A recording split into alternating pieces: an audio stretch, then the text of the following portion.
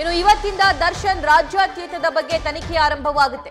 Photo ಕ್ಲಿಕ್ಕಿಸಿದ್ದು ಯಾರು, phone ಹೇಗೆ ಬಂತು, ಫೋಟೋ ವೈರಲ್ ಆಗಿದ್ದು ಹೇಗೆ, ಯಾರಿಗೆ ಫೋಟೋ ಕಳಿಸಿದ್ರು, ಇನ್ನು ವಿಡಿಯೋ ಕಾಲ್ ನಲ್ಲಿ ಮಾತಾಡಿದ ವಿಡಿಯೋ ಕೂಡ ವೈರಲ್ ಆಗಿದ್ದು ಹೇಗೆ, ಆ ವಿಡಿಯೋವನ್ನ ವಾಟ್ಸ್ಆಪ್ ಸ್ಟೇಟಸ್ ಹಾಕಿಕೊಳ್ಳುವಂತಹ ಅವಶ್ಯಕತೆ ಏನಿತ್ತು ಅನ್ನೋದು ಸತ್ಯ ಮತ್ತು ಧರ್ಮನಿಗೆ ಪ್ರಶ್ನೆ ಮಾಡೋ ಸಾಧ್ಯತೆ ಇದೆ. ಎಲ್ಲ ಆಯಾಮಗಳಲ್ಲಿ ತನಿಖೆಯನ್ನ ನಡೆಸಲಿದ್ದಾರೆ ತನಿಖಾ ತಂಡ. ಈಗಾಗಲೇ ಐಪಿಎಸ್ ಅಧಿಕಾರಿಗಳ ನೇತೃತ್ವದಲ್ಲಿ ತನಿಖೆಗೆ ಆದೇಶವನ್ನು ಕೂಡ ಕೊಡಲಾಗಿದೆ. ಅದರ ಜೊತೆಗೆ ಪರಪ್ಪನ ಅಗ್ರಹಾರದಲ್ಲಿ ದಾಖಲಾಗಿರುವ 3 ಎಫ್ಐಆರ್, ಅದರಲ್ಲಿ 2 ಪ್ರಕರಣದಲ್ಲಿ ದರ್ಶನ್ ಏವನ್ನಾಗಿದ್ದಾರೆ. ಈ 3 ಪ್ರಕರಣಗಳನ್ನ ಯಾರಿಗೆ ವರ್ಗಾವಣೆ ಮಾಡ್ತಾರೆ ಹಾಗಾದ್ರೆ ಅನ್ನೋ ಪ್ರಶ್ನೆ ಇದೆ. ಇನ್ನು ಸಿಸಿಬಿಗೆ ವರ್ಗಾವಣೆ ಆಗುತ್ತಾ ಅಥವಾ ಸಿಐಡಿಗೆ ವರ್ಗಾವಣೆ ಆಗುತ್ತಾ ಅಂತ. ಯಾಕಂದ್ರೆ ಆ ಫೋಟೋ ವೈರಲ್ ಆಗೋದಕ್ಕಿಂತ ಒಂದು 4 ದಿನದ ಹಿಂದೆಯಷ್ಟೇ ಸಿಸಿಬಿ ಅಧಿಕಾರಿಗಳು ದಾಳಿ ಮಾಡಿರ್ತಾರೆ ಆ ಜೈಲಲ್ಲಿ. ಆವಾಗ ಪರಿಶೀಲಿಸ್ತಾರೆ, ಏನೂ ಸಿಕ್ಕಿರೋದಿಲ್ಲ. ಅದಾದ ನಂತರ ಈ ಫೋಟೋ ಲಭ್ಯವಾಗಿದ್ದು ಸಾಕಷ್ಟು ಅನುಮಾನಗಳಿಗೂ ಕೂಡ ಎಡೆ ಮಾಡಿ ಕೊಡುತ್ತೆ. ಹಾಗಾದ್ರೆ ಇವತ್ತಿನ ತನಿಖೆ ಹೇಗೆ ನಡೆಯುತ್ತೆ ನೋಡ್ತಾ ಹೋಗೋಣ. ದರ್ಶನ್ ರಾಜ್ಯಾತೀತದ ಬಗ್ಗೆ ಇವತ್ತಿಂದ ತನಿಖೆ ಅಧಿಕೃತವಾಗಿ ಆರಂಭವಾಗುತ್ತೆ. ವೈರಲ್ ಆದ ಫೋಟೋ ವಿಡಿಯೋ ಸಂಬಂಧ ತನಿಖೆ ನಡೆಯುತ್ತೆ. ಫೋಟೋ ಕ್ಲಿಕ್ಕಿಸಿದ್ದು ಯಾರು, ವೈರಲ್ ಆಗಿದ್ದು ಹೇಗೆ ಅನ್ನೋದ್ರ ಬಗ್ಗೆ ಪ್ರಶ್ನೆ ಮಾಡ್ತಾರೆ. ಇನ್ನು ವಿಡಿಯೋ ಕಾಲ್ನಲ್ಲಿ ಮಾತನಾಡಿದ್ದ ವಿಡಿಯೋ ವೈರಲ್ ಆಗಿದ್ದು ಹೇಗೆ ಅನ್ನೋದನ್ನ ಪ್ರಶ್ನೆ ಮಾಡ್ತಾರೆ. ಫೋನ್ ಬಂದಿದ್ದು ಹೇಗೆ ಅನ್ನೋದನ್ನ ಪ್ರಶ್ನೆ ಮಾಡ್ತಾರೆ.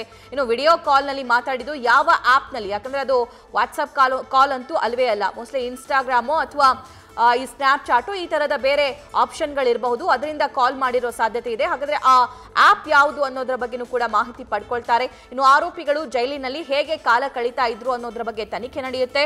ಈಗಾಗಲೇ ಜೈಲಿನ ಬಗ್ಗೆ ಹಲವು ವರದಿಯನ್ನ ತನಿಖಾ ತಂಡ ತರಿಸಿಕೊಂಡಿದೆ. ಕಾರಾಗೃಹದ ಲೋಪಗಳ ಬಗ್ಗೆ ಪ್ರಾಥಮಿಕ ವರದಿಯನ್ನ ಅಧಿಕಾರಿಗಳು ಪಡ್ಕೊಂಡಿದ್ದಾರೆ. 2 ಹಿರಿಯ ಐಪಿಎಸ್ ಅಧಿಕಾರಿಗಳ ನೇತೃತ್ವದಲ್ಲಿ ಈ ತನಿಖೆ ನಡೆಯುತ್ತೆ. ಇನ್ನು ಈ ತನಿಖೆಯನ್ನ ಸಿಸಿಬಿಗೆ ವಹಿಸ್ತಾರಾ ಅಥವಾ ಸಿಐಡಿಗೆ ವಹಿಸ್ತಾರಾ ಅಂತ. ಪರಪ್ಪನ ಅಗ್ರಹಾರದಲ್ಲಿ ರಾಜ್ಯಾತೀತ ಸಂಬಂಧ 3 ಎಫ್ಐಆರ್ ಈಗ ಆಲ್ರೆಡಿ ಆಗಿದೆ. ಪರಪ್ಪನ ಅಗ್ರಹಾರದ 3 ಎಫ್ಐಆರ್ ತನಿಖೆಯೂ ಕೂಡ ವರ್ಗಾವಣೆಯಾಗೋ ಸಾಧ್ಯತೆ ಇದೆ. ಫೋಟೋ ವೈರಲ್ ಆಗೋ ಮುಂಚೆ ಜೈಲಿಗೆ ತೆರಳಿದ್ರು ಸಿಸಿಬಿ ಅಧಿಕಾರಿಗಳು ಸುಮಾರು 3-4 ದಿನದ ಹಿಂದೆ. ಆಗ ದಾಳಿಯ ಸಂದರ್ಭದಲ್ಲಿ ಏನೂ ಸಿಕ್ಕಿಲ್ಲ ಅಂತ ಹೇಳಿ ಸಿಸಿಬಿ ಅಧಿಕಾರಿಗಳು ವಾಪಸ್ ಆಗ್ತಾರೆ. ಆದರೆ ಸಿಸಿಬಿ ಭೇಟಿ ಬಳಿಕವೇ ಈ ಫೋಟೋಗಳು ವೈರಲ್ ಆಗಿವೆ. ಇದೇ ಕಾರಣಕ್ಕೆ ಸರ್ಕಾರ ಸಿಸಿಬಿ ತನಿಖೆಗೆ ನೀಡೋದು ಬಹುತೇಕ ಅನುಮಾನ ಅಂತ ಹೇಳಲಾಗ್ತಾ ಇದೆ. 3 ಪ್ರಕರಣದ ತನಿಖೆ ಸಿಐಡಿಗೆ ವರ್ಗಾವಣೆ ಆಗುವಂತಹ ಸಾಧ್ಯತೆ ಒಂದು ಸ್ವಲ್ಪ ಜಾಸ್ತಿ ಇದೆ. ಇನ್ನು ಎಫ್ಐಆರ್ ನಲ್ಲಿ ಏನಿದೆ, 3 ಎಫ್ಐಆರ್ ದಾಖಲಾಗಿದೆ. ಎಫ್ಐಆರ್ ನಲ್ಲಿ ಏನಿದೆ ಅಂತ ನೋಡ್ತಾ ಹೋಗೋಣ. ರೌಡಿ ಶೀಟರ್ಗಳ ಜೊತೆ ಕುತ್ಕೊಂಡು ದರ್ಶನ್ ಆರಾಮಾಗಿ ಮಾತುಕತೆ ನಡೆಸ್ತಾ ಇದ್ದಾರೆ.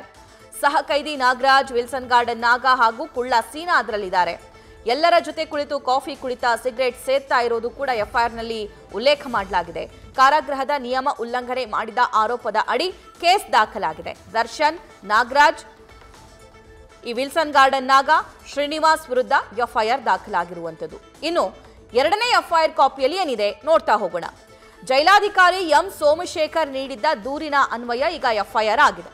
ದರ್ಶನ್, ಧರ್ಮ, ಸತ್ಯ 3 ಜನರ ವಿರುದ್ಧ ಎಫ್ಐಆರ್ ದಾಖಲು ಆಗಿರೋದು. ಅಂದ್ರೆ ಇದು ವಿಡಿಯೋ ಕಾಲ್ಗೆ ಸಂಬಂಧಪಟ್ಟಂತೆ. ಭದ್ರತಾ ವಿಭಾಗದ ಹಿಂಭಾಗದಲ್ಲಿರುವ ಕೊಠಡಿ ಸಂಖ್ಯೆ 1ರಲ್ಲಿ ವಿಡಿಯೋ ಕಾಲ್ ಮಾಡಿ ಮಾತಾಡಿರ್ತಾರಂತೆ. ಅಂದ್ರೆ ಧರ್ಮ ಅವಾಗ ಫೋನ್ ತಗೊಂಡು ಬಂದು ದರ್ಶನ್ ಅವರಿಗೆ ತೋರಿಸ್ತಾರೆ. ವಿಡಿಯೋ ಕಾಲ್ ಮಾಡಿ ಸಾರ್ವಜನಿಕ ವ್ಯಕ್ತಿ ಸತ್ಯ ಜೊತೆ ಮಾತುಕತೆ ಮಾಡಿದ್ ಹೇಗೆ ಅಂತ ಹೇಳಿ. ಆತನು ಕೂಡ ಪುಡಿ ರೌಡಿ ಅಂತೆ ಆ ಸತ್ಯ ಅನ್ನೋನು. ಕಾರಾಗೃಹಗಳ ಸುಧಾರಣಾ ಸೇವೆಗಳ ಕೈಪಿಡಿ 2021ರ ಪ್ರಕಾರ ಜೈಲು ನಿಯಮವನ್ನ ಉಲ್ಲಂಘನೆ ಮಾಡಲಾಗಿದೆ. ಸೊ ಇದು 2ನೇ ಎಫ್ಐಆರ್ ಕಾಪಿಯಲ್ಲಿ ಇರುವಂತಹ ಪ್ರಮುಖ ಅಂಶ. ಇನ್ನು ಎಫ್ಐಆರ್ 3ರಲ್ಲಿ ಏನಿದೆ, ಪರಪ್ಪನ ಅಗ್ರಹಾರದ ಜೈಲಿನ ಸಿಬ್ಬಂದಿ ವಿರುದ್ಧ ಎಫ್ಐಆರ್ ದಾಖಲಾಗಿರೋದು. ಸುದರ್ಶನ್, ಮುಜೀಬ್, ಪರಮೇಶ್ ನಾಯಕ್, ರಾಯ್ಮನೆ. ಸಿಸಿಬಿ ದಾಳಿ ವೇಳೆ ಯಾವುದೇ ನಿಷೇಧಿತ ವಸ್ತುಗಳು ಅಲ್ಲಿ ಪತ್ತೆಯಾಗಿರಲಿಲ್ಲ. ಸಿಸಿಟಿವಿ ಕ್ಯಾಮೆರಾದಲ್ಲಿ ಓರ್ವ ಸಿಬ್ಬಂದಿ ಕೆಲ ವಸ್ತು ಸಾಗಿಸಿದ್ದು ಮಾತ್ರ ಬೆಳಕಿಗೆ ಬಂದಿದೆ. ಅಂದ್ರೆ ಅದು ಒಂದು ಬಾಕ್ಸ್ ಅಂತ ಹೇಳಲಾಗ್ತಾ ಇದೆ. ಇನ್ನು ಸಿಸಿಟಿವಿ ಕ್ಯಾಮೆರಾದಲ್ಲಿ ಓರ್ವ ಸಿಬ್ಬಂದಿ ಕೆಲ ವಸ್ತುಗಳನ್ನು ಸಾಗಿಸಿದ್ದು ಕ್ಯಾಪ್ಚರ್ ಆಗಿದೆಯಂತೆ. ಜೈಲಿನ ಸಿಬ್ಬಂದಿಯ ಸಹಾಯದಿಂದ ವಸ್ತುಗಳನ್ನು ಸಾಗಿಸಿದ್ದು ಇಲ್ಲಿ ಬೆಳಕಿಗೆ ಬಂದಿದೆ.